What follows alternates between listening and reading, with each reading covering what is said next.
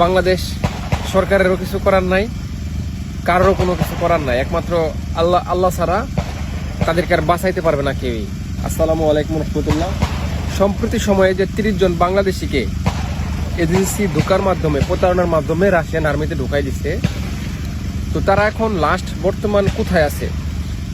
Last খবর পাওয়া পর্যন্ত তারা ওরেনবার্গ থেকে ভর্তি হয়েছে, তাদেরকে ওরেনবার্গ থেকে কন্ট্যাক্ট করাইছে এবং পরবর্তীতে রাশিয়ার একটা অঞ্চলে 12 থেকে 15 দিনের মতো ট্রেনিং করাইছে। বর্তমানে তাদের লোকেশন হচ্ছে গিয়ে আপনার ইউক্রেনের ভিতরে, এবং কি ফ্রন্টলাইন শুরু, মানে 3টা ধাপ ফ্রন্টলাইনের, একদম ফার্স্ট, সেকেন্ড, থার্ড।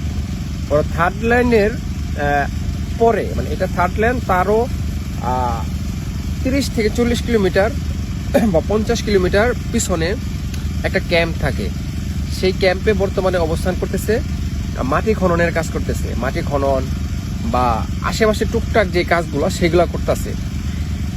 এবং কি তাদেরকে ভাগ করা হয়েছে, একটা ভাগে ভাগ করা হয়েছে, 30 জনকে প্রায় 5 থেকে 6 ভাগে ভাগ করা হয়েছে।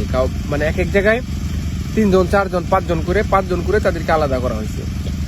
এখন লাস্ট খবর পাওয়া পর্যন্ত তারা ফ্রন্টলাইনের 3য় ধাপের 50 কিলোমিটার দূরে যে একটা ক্যাম্প আছে, সেই ক্যাম্পে আছে। হয়তোবা দ্রুতই তাদেরকে ফ্রন্টলাইনে নিয়ে যাওয়া হবে। তো এখন আর কিছুই করার নাই, বাংলাদেশ সরকারেরও কিছু করার নাই, কারোরও কোনো কিছু করার নাই, একমাত্র আল্লাহ ছাড়া তাদেরকে আর বাঁচাইতে পারবে না কেউই। একমাত্র এখন দোয়া করেন যেন সবাই বাঁচতে পারে।